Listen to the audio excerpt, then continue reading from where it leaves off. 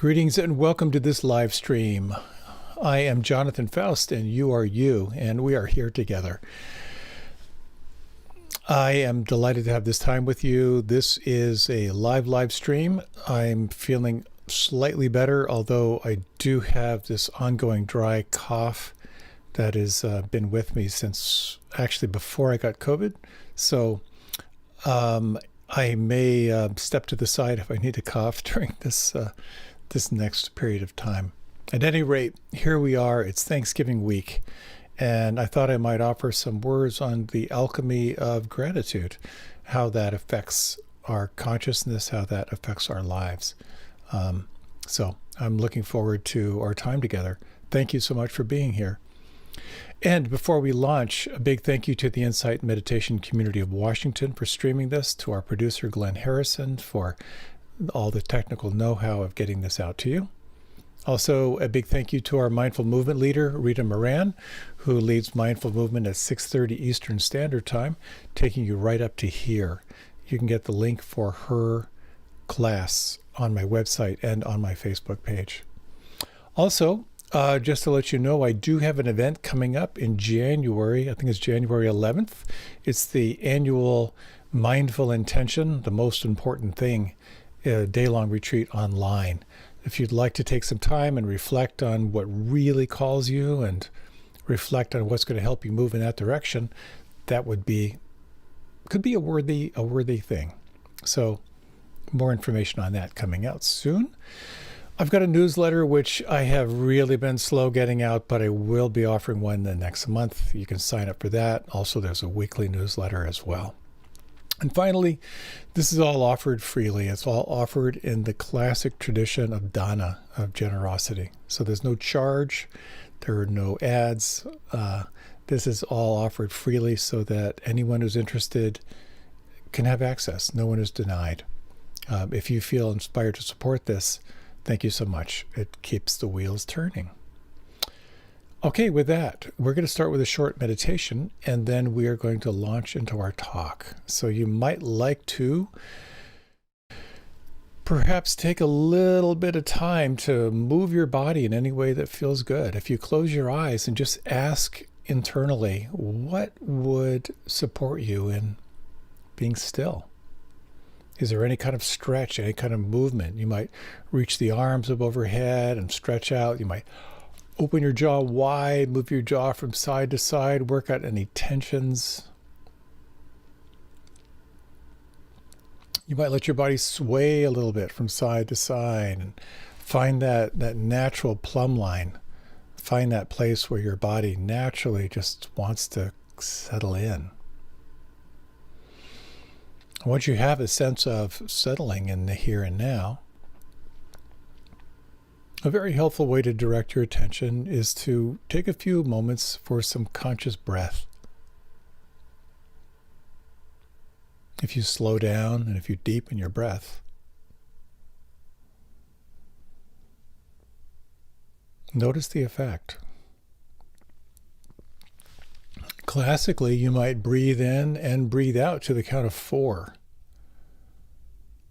Just noticing what happens when you slow down and pay attention to this inflow and outflow of breath.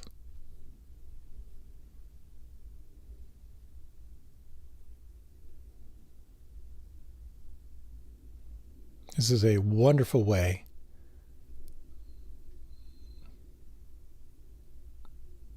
to bring your attention a little more intimately into here and now.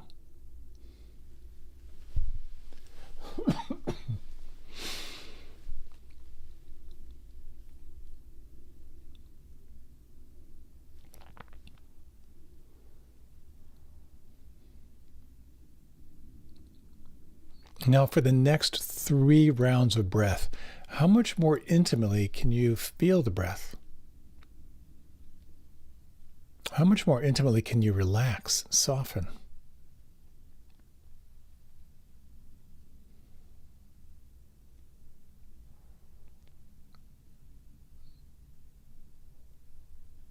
And now you might explore releasing control of the breath and just observe the breath, free-flowing, effortless.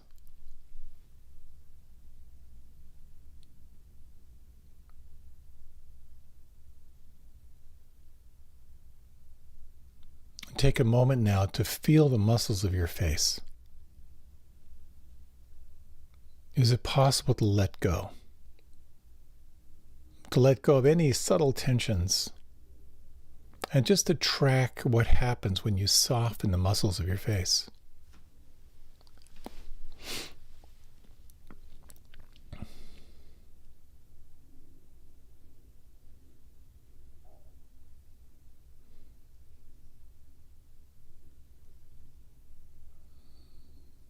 If you bring your attention inside your mouth, and particularly the tongue, feeling the tongue and even the root of the tongue, what could let go?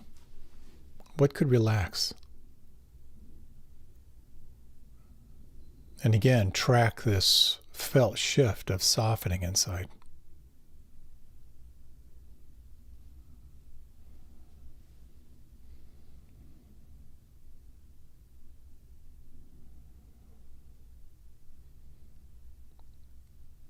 Feel your shoulders and shoulder blades. And feel the arms down through the elbows and down through the wrists. And feel the palms and the backs of the hands, the fingers and thumbs, as the whole sense from the inside of the shoulders, shoulder blades, arms and hands.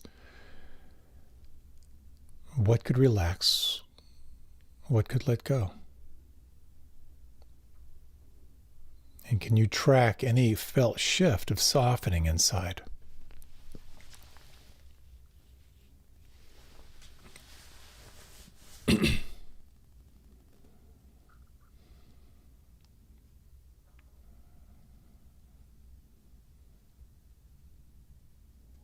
Sensing now the lower back,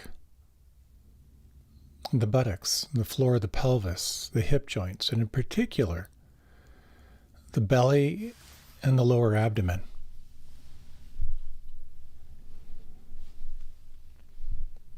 And over the next 3 exhalations, what could relax? What could let go?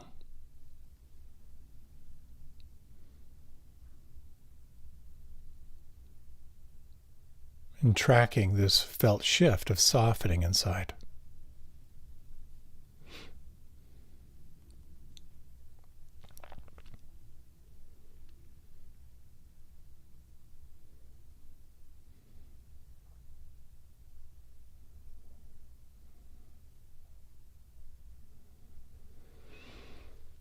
And now sensing the length of the legs, from the hip joints to the knees down through the ankles, the tops of the feet and the toes, the volume of your feet, the soles of the feet and the heels. And as you sense down the legs and the feet, what could relax? What could let go?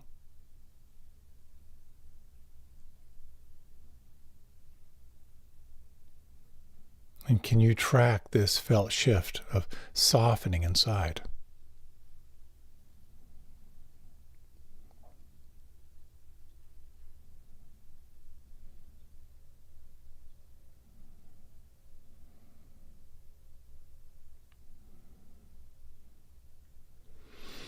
Is it possible now to sense the whole body, from the crown of the head all the way down to the soles of the feet and the heels, and to ask, what could let go? What could relax through the whole body?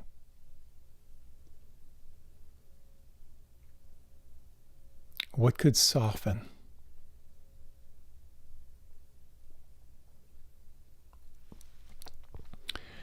From here, you might bring your attention to perhaps the sense of the breath inside. Or maybe to the sounds, the sound vibrations. And using this as your anchor, as a way of returning to the here and now.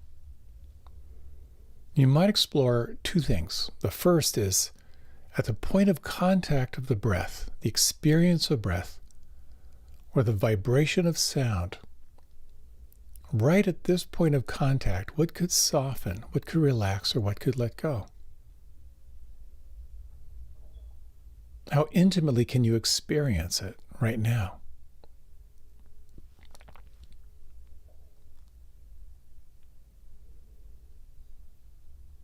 The second exploration is, rather than trying to hold on to the experience, when you notice your mind has drifted in that moment, could you meet that with a sense of gratitude? A sense of maybe even a little celebration that you have once again woken up. You're here. You've arrived.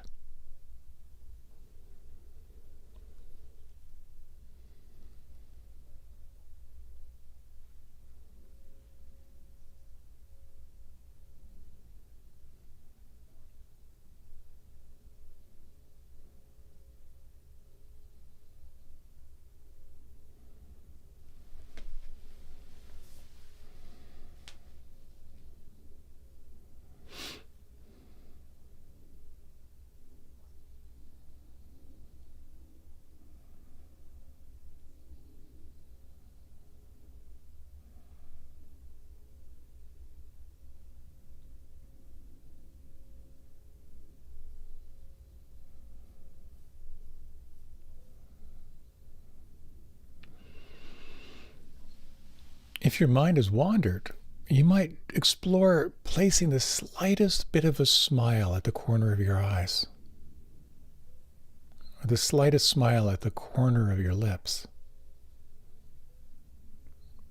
Linking this sense of waking up with a quality of pleasure and maybe even a sense of delight.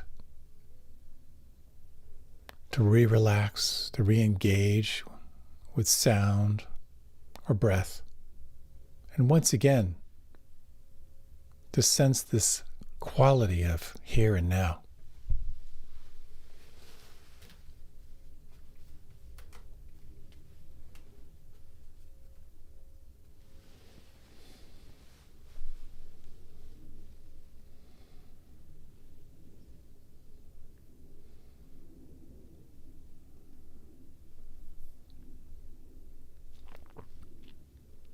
You might explore now, what does it mean to let go? To let go of the thought process or any control of the thought process. You might even let go of your anchor. To let go of any sense of who you are as a meditator. What does it mean to simply rest in presence? Holding on to nothing.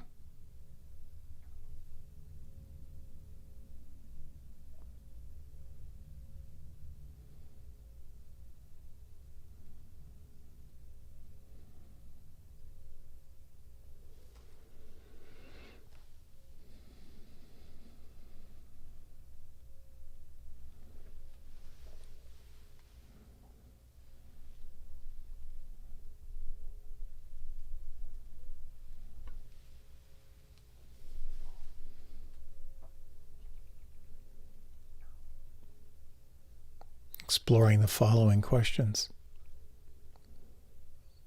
Is there anything right now in the body, in the mind, in the heart that could soften or relax or let go?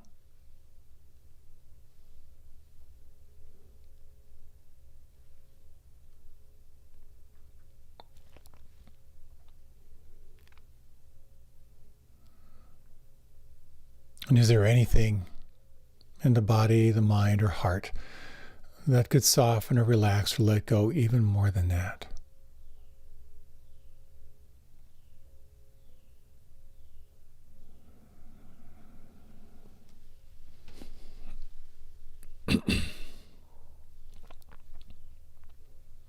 And you might very gently let your breath deepen just a little bit and notice what that feels like inside. Where do you feel the breath as you lengthen the inhalation?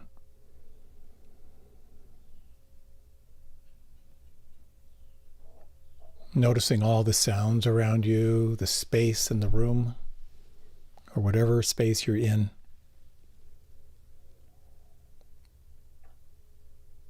Inviting in a little bit of movement as you begin your transition. There's no hurry, there's no rush.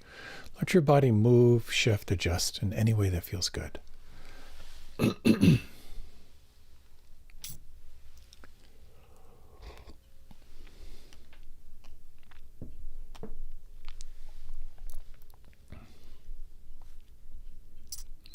And welcome back.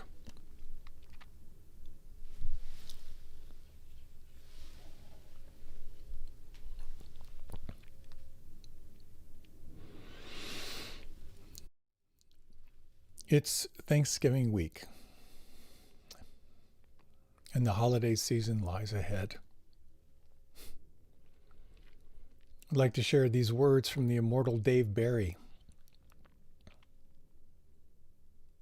Once again, we find ourselves enmeshed in the holiday season, that very special time of year when we join with our loved ones in sharing the centuries-old traditions, such as trying to find a parking space at the mall.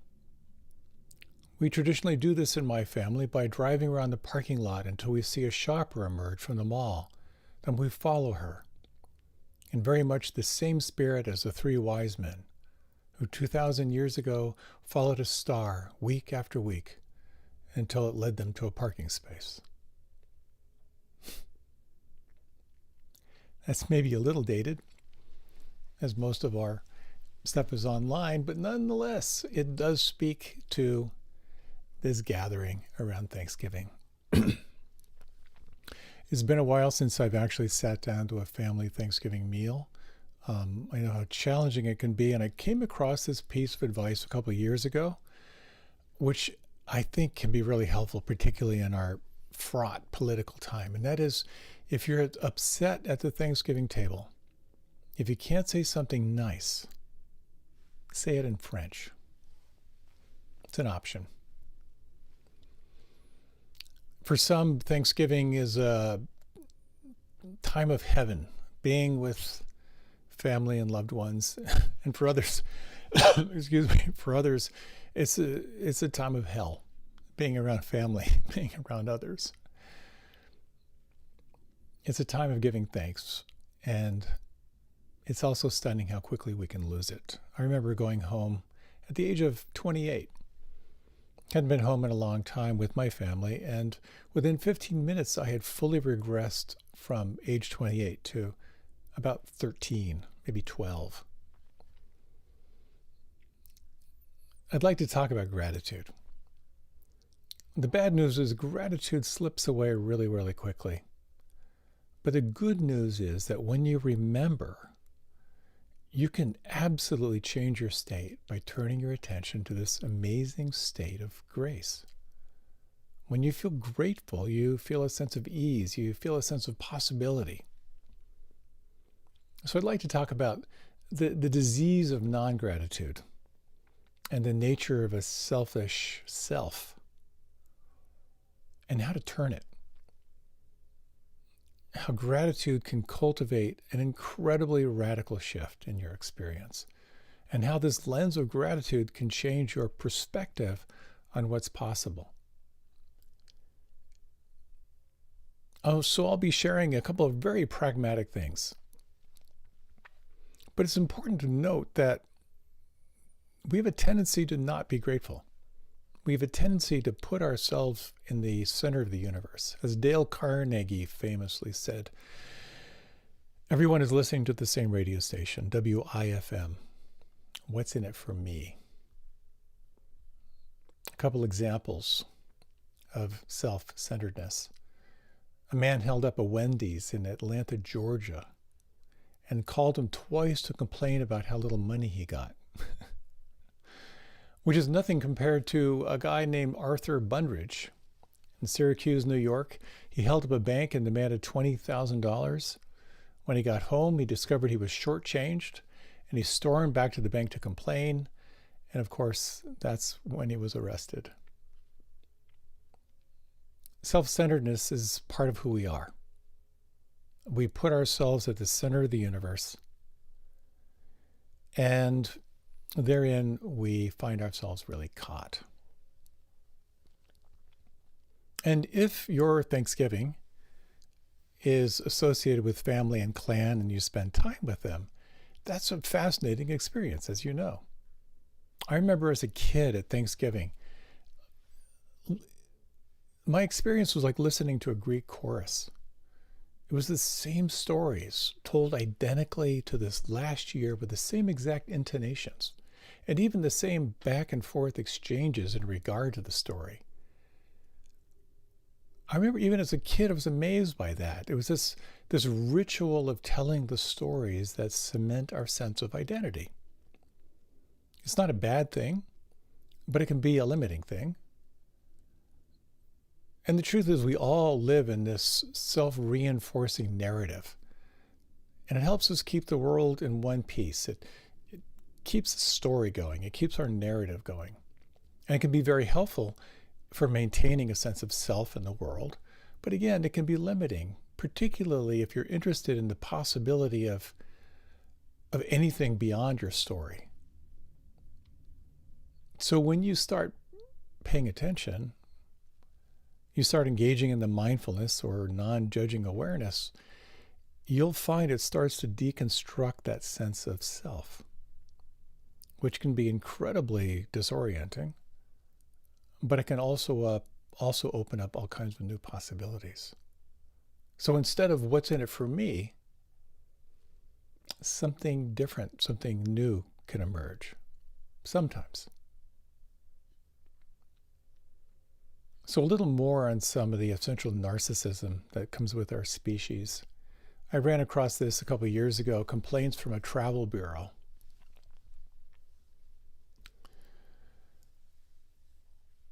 These are complaints that people wrote in after their trips. I'll just read a couple of these. It's very lazy of the local shopkeepers in Puerto Vallarta to close in the afternoons. I needed to buy things during siesta, and siestas should be banned. On my holiday to Goa in India, I was disgusted to find that almost every restaurant served curry.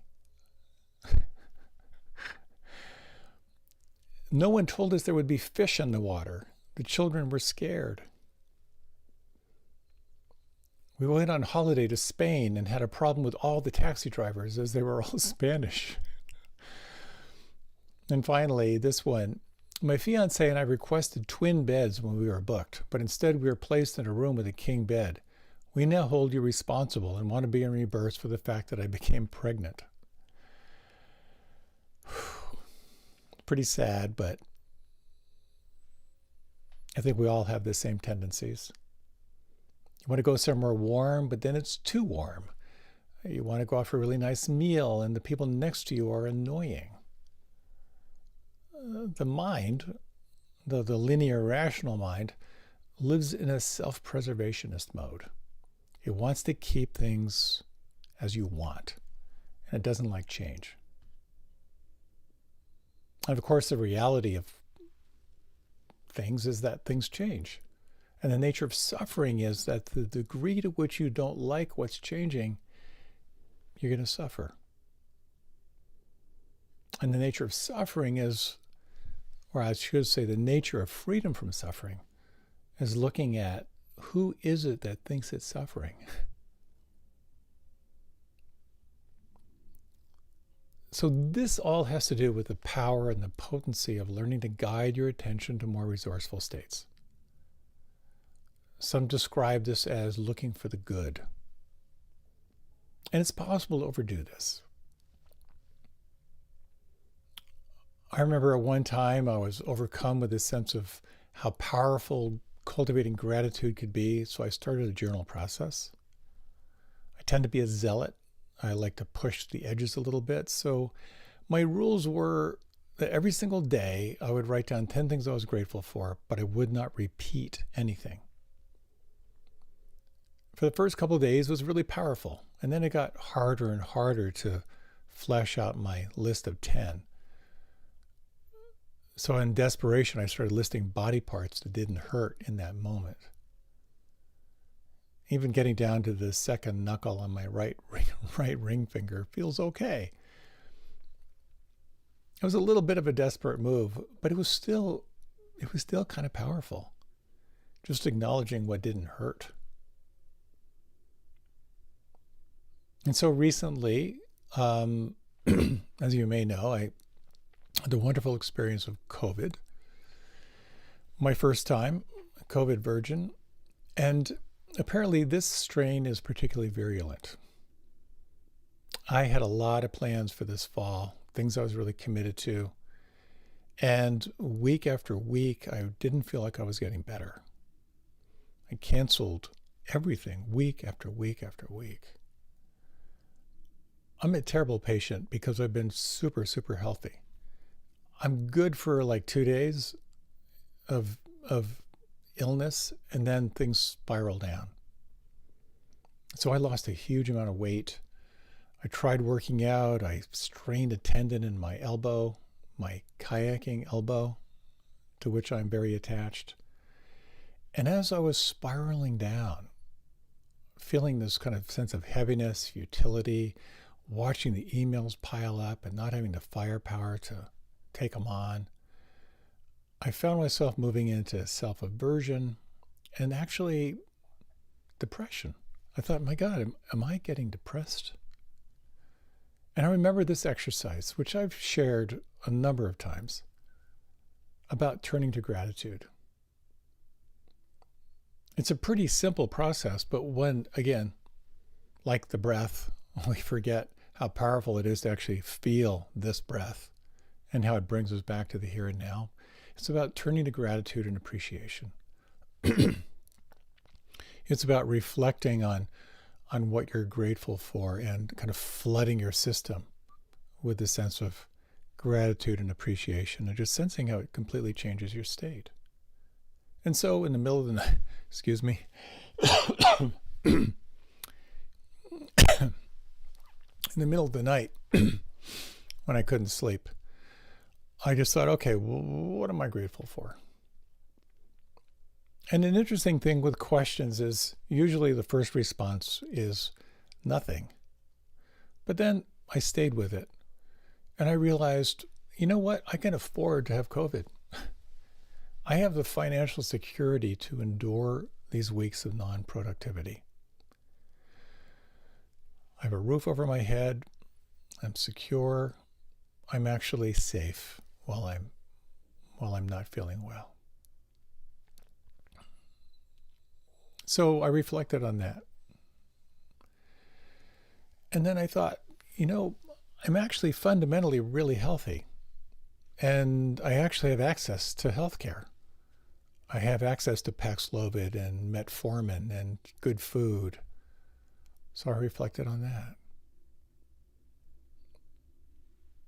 There's someone who cares how I'm doing, who's supportive, empathic. I reflected on that. I have this amazing life where I get to be creative and meet and work with extraordinary people, and I reflected on that. I have a Netflix account that I haven't used in a long time. I reflected on that. And as I reflected on what I was grateful for, part of the practice is you just keep focusing on that. And eventually, what you pay attention to gets bigger. And with that sense of gratitude and appreciation, I then reflected on the fact that I have COVID, and I just completed the following phrase. What I most need to focus on, what I realized was, I'm just being gentle. I'm not pushing. And using this downtime as a time of retreat, and maybe even the possibility of a reset in my life. I felt a shift. Gratitude and appreciation actually created a shift. I moved from a sense of dread and depression to a sense of openness. Not that it was perfect,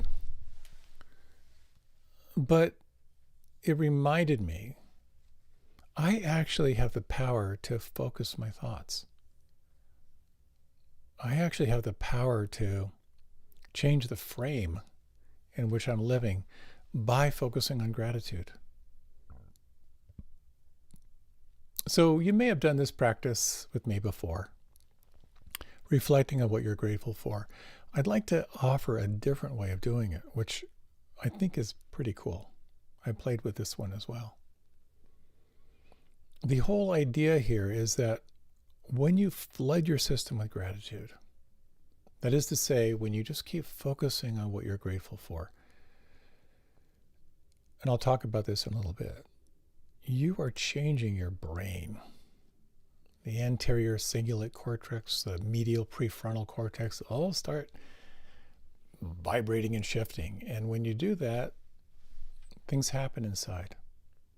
So without a whole preview here, if you have a journal, you might like to just sort of jot down, but otherwise you can just do this internally. If you would, close your eyes if that's comfortable for you. If not, you can do this open-eyed. Take a few moments just to reflect on something problematic in your life, something challenging. It doesn't have to be big.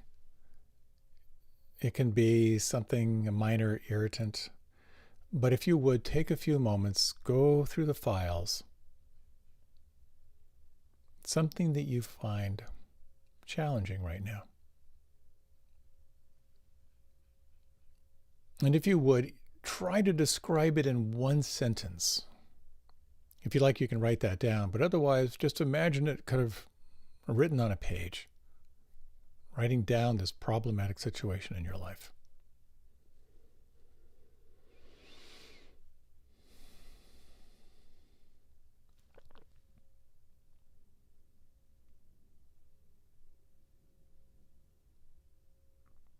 Okay, now, if you would, we're going to explore what it's like to kind of flood the system by going through the sense doors. If you would, think of 5 things that you can see that spark a sense of gratitude. This can be any image from your past, from the present. 5 things you can see that spark a sense of gratitude. We'll take the next 30 seconds.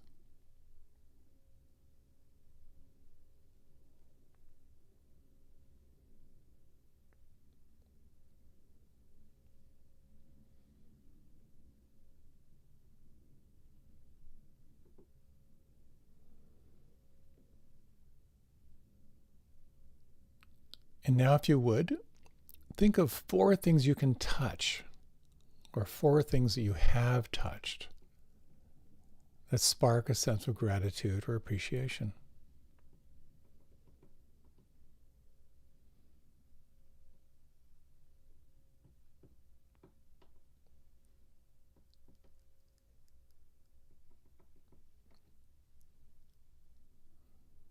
Now think of 3 things that you can hear or you have heard that spark a sense of gratitude and appreciation.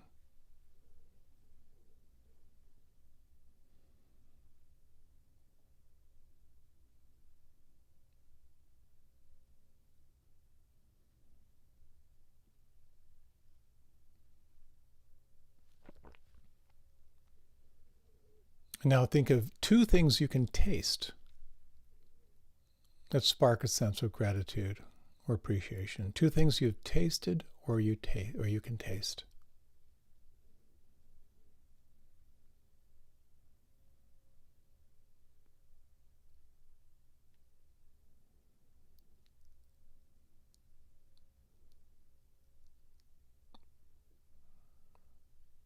And now think of 1 thing that you have smelled or that you can smell.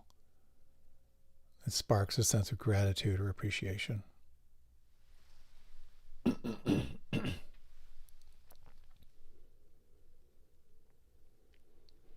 now, if you would, if you like, you can bring your hand to your heart and deepen your breath just to the point where it's pleasurable. So you're not straining, but you're engaging the breath. And take just these moments to reflect on what you thought of. Things that you have seen, things you have touched, things you have felt, tasted, and smelled. And sense what that feels like on the inside as you breathe.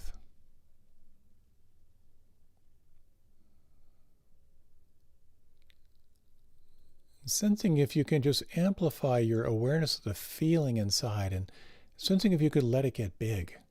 How big could this feeling of gratitude get? Think of all the ways you've been blessed in your life.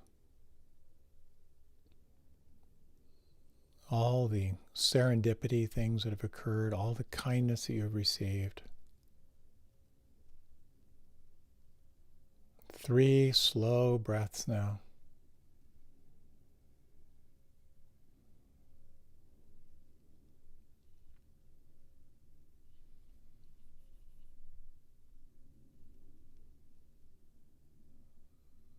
And now bring your attention back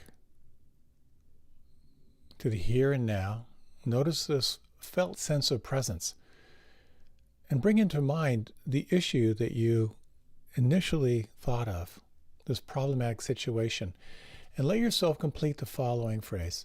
Just spontaneously, whatever words arise, what I most need to remember here is.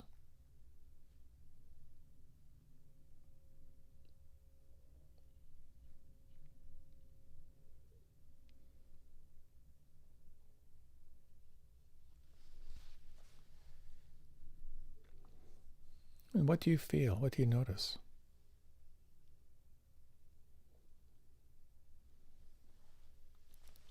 If you like, you can open your eyes, take your time, or leave them closed. I kind of love this practice. And think of it as 5, 4, 3, 2, 1. 5 things you can see, 4 things you can feel, 3 things you hear, 2 things you taste, 1 thing you smell. It's a way of kind of like opening the senses to pleasure and gratitude, and then letting it get big. I hope you found it helpful. You may not have, which is okay. But I think the bottom line is, do we have the ability to kick in an upper spiral of well-being? Perhaps we can. And I think what kicks in that are these remembrances of gratitude and generosity. This stuff has been studied quite a bit.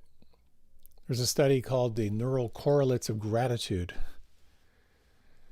And they appear to be huge agents that hold our social fabric together. Gratitude and appreciation nurtures and fortifies our connectedness. It stimulates moral cognition and value judgment. It stimulates the anterior cingulate cortex, the medial prefrontal cortex. Anytime you feel grateful, you might just sort of notice like, ooh, I can feel some tingling in my medial prefrontal cortex. This is a resource for you. When interviewing Holocaust survivors, the one thing the study noted was the memory of the smallest acts of kindness. A piece of bread, being sheltered, helped them hold on to their humanity.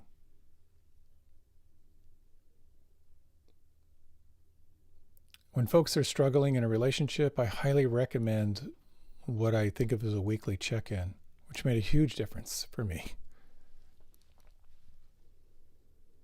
There are 3 questions. The first one is, what are you grateful for? As soon as you articulate what you're grateful for, you are shifting your state. It has a tendency to cultivate a sense of contentment, a more resourceful presence. The next question is, what are your challenges? And this precursor of gratitude opens up more of a capacity to name what's difficult. Sorry. The third question is, what's between us and feeling clear? What's between us and feeling love? Challenging question. But to get to the heavy stuff, you start by cultivating a field of gratitude.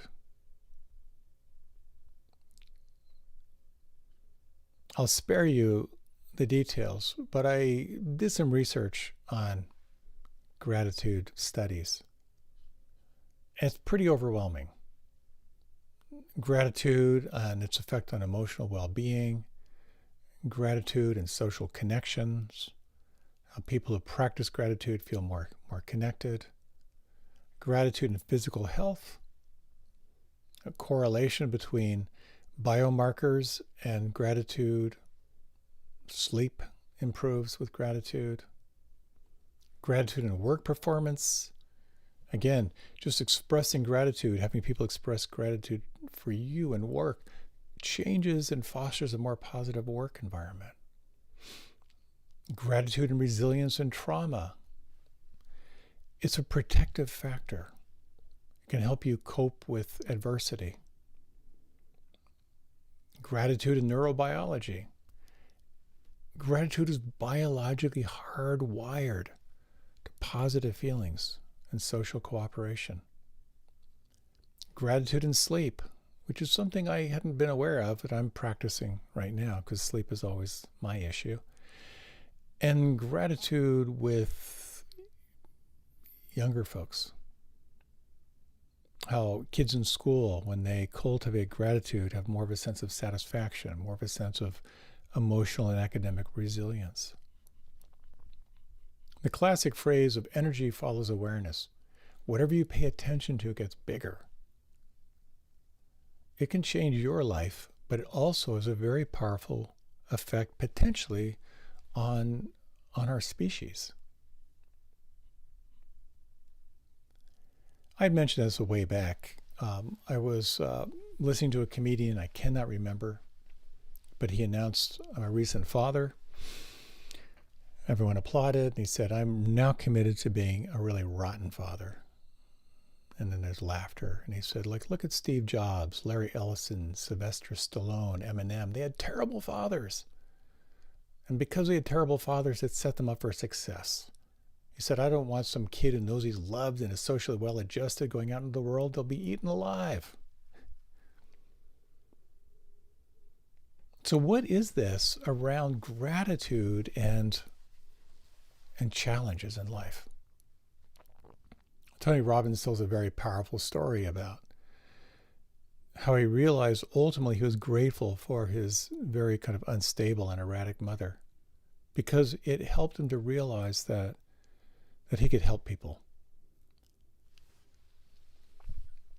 One of my main teachers, Swami Kripalu, talked about, and this is mentioned in the Zen traditions as well, that upon awakening, the first thing you do is you bow to your obstacles. Because there is a recognition that you could not have arrived in a place of awakening without moving through those challenges. Our challenges are what grows us. And I love this perspective. As we talk about being with clan, in my clan, I felt like I was the odd one out. I was too sensitive, too artistic. I never felt understood. It was very painful. It was very isolating, and those patterns still reverberate in my life, that kind of like not belonging waiting to happen. But when I reflect on it, that sense of not belonging incentivized me to get on a search and get on a path. It taught me how to create safe spaces where people can relax and cultivate inner practices. I went a very, very different way in my life because of that painful background. And ultimately, I'm so grateful for that. That's what woke me up. So, a reflection for you, if you like. If you like, you might close your eyes. And you might take a few slow, deep breaths.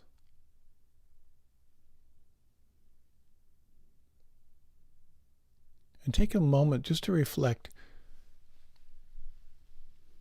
As you reflect on your greatest challenges, is there anything you're grateful for? How did that challenge in your life grow you in some way? How did it awaken you in some way?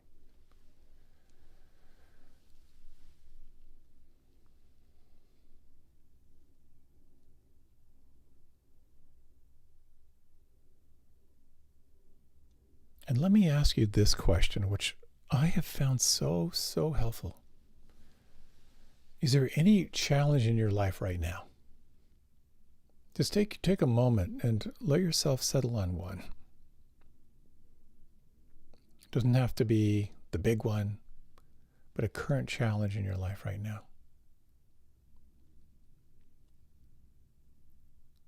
And let yourself just reflect on whatever arises with the following two questions.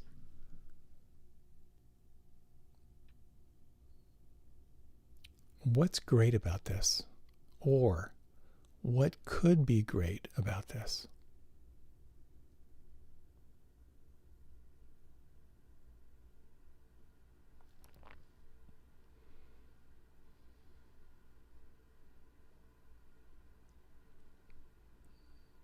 Is there anything here about your current challenge that could be growing you in some profound way?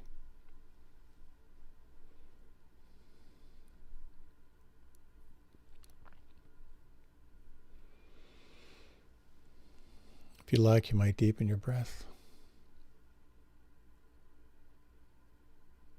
If you like, you can open your eyes.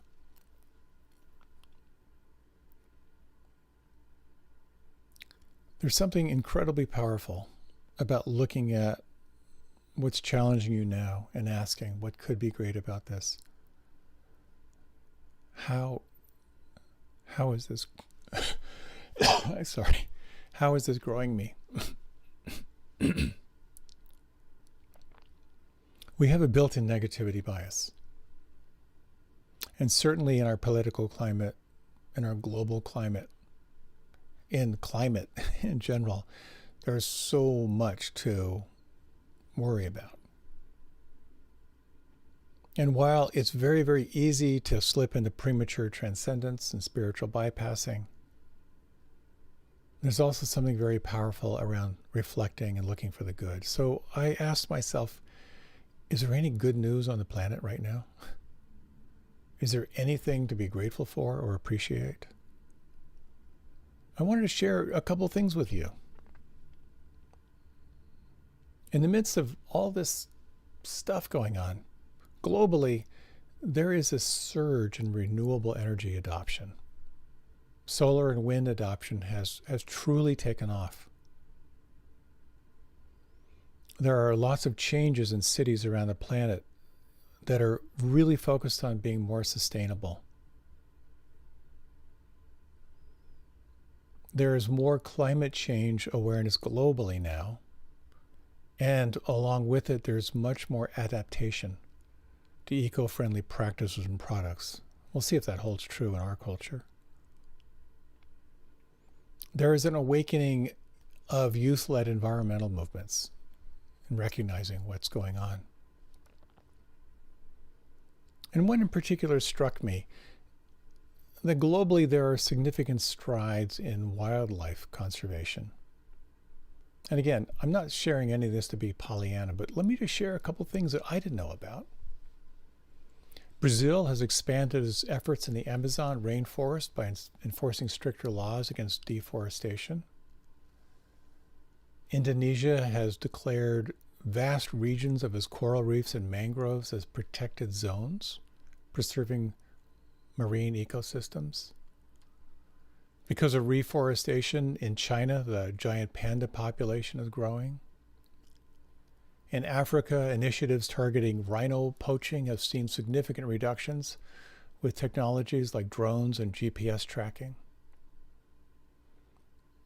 In Kenya and Namibia, they have empowered indigenous groups to manage wildlife reserves, leading to a resurgence of species like elephants and lions, while providing economic benefits through ecotourism.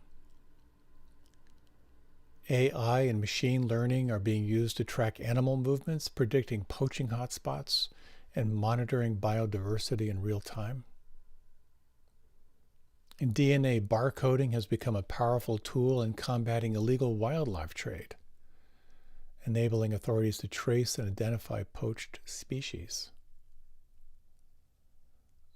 The Global Oceans Treaty, ratified in 2023, has started to bear fruit by limiting harmful activities like overfishing and deep-sea mining in international waters. Coral restoration projects in Australia's Great Barrier Reef have shown signs of success, aided by techniques like coral seeding. Beavers have been reintroduced across parts of Europe and North America to manage water ecosystems.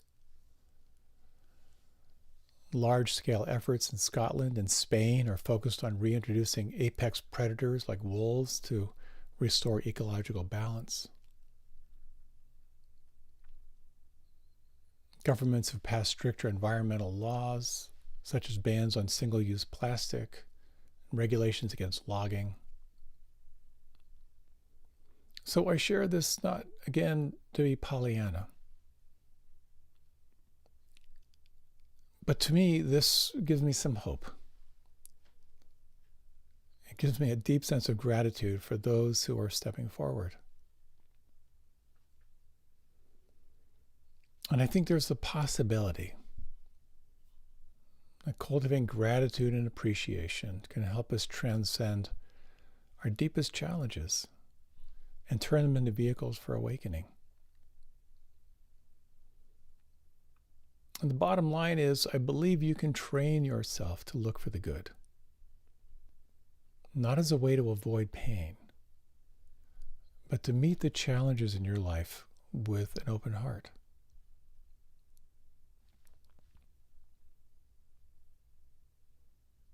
Why don't we close with a short meditation?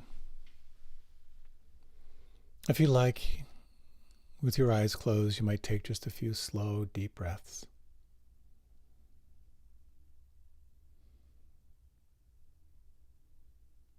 And take a moment to think of one thing, one person, one event in your life that you hold with a sense of gratitude.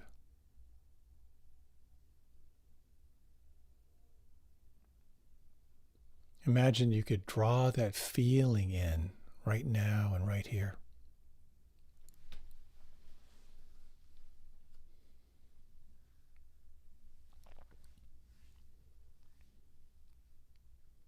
And gently setting that to the side, can you bring into mind another person, another thing, another event in your life that sparks a sense of gratitude and appreciation?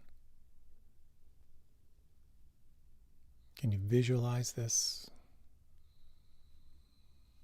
Can you recall words or tone of voice or sounds?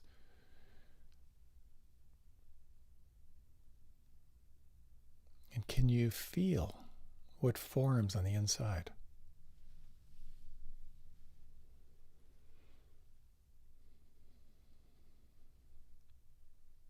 Gently setting this aside.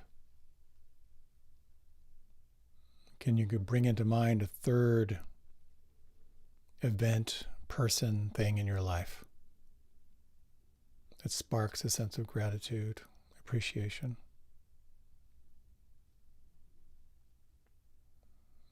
Letting it get big, feeling it on the inside.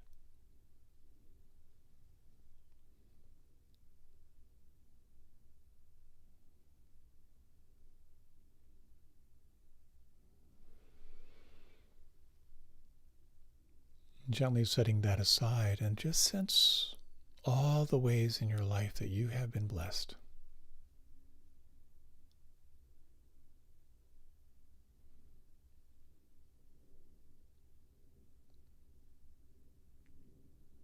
As you sense what's unfolding in your life, you might complete the following phrase with whatever words most resonate for you.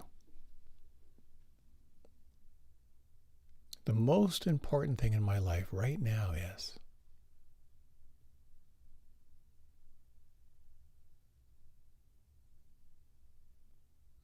Whatever words most resonate for you.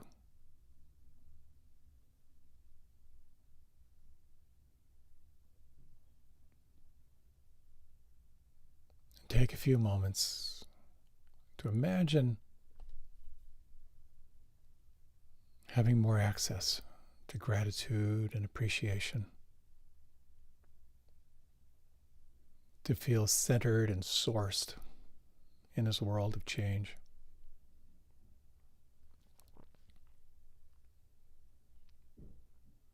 In your own way, wishing yourself well on your journey.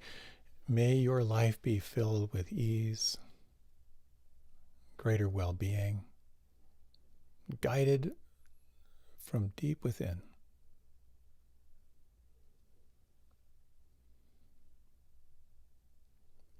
Imagine just for a moment you could radiate a sense of well-being out to all beings, to those closest to you,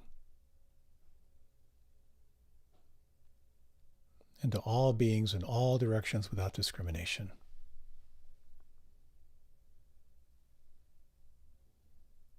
May all beings feel this quality of presence,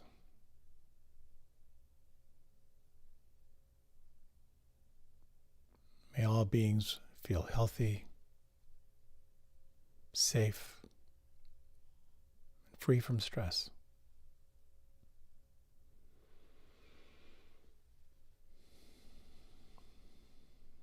Very gently, you might deepen the breath. If you like, you can open your eyes.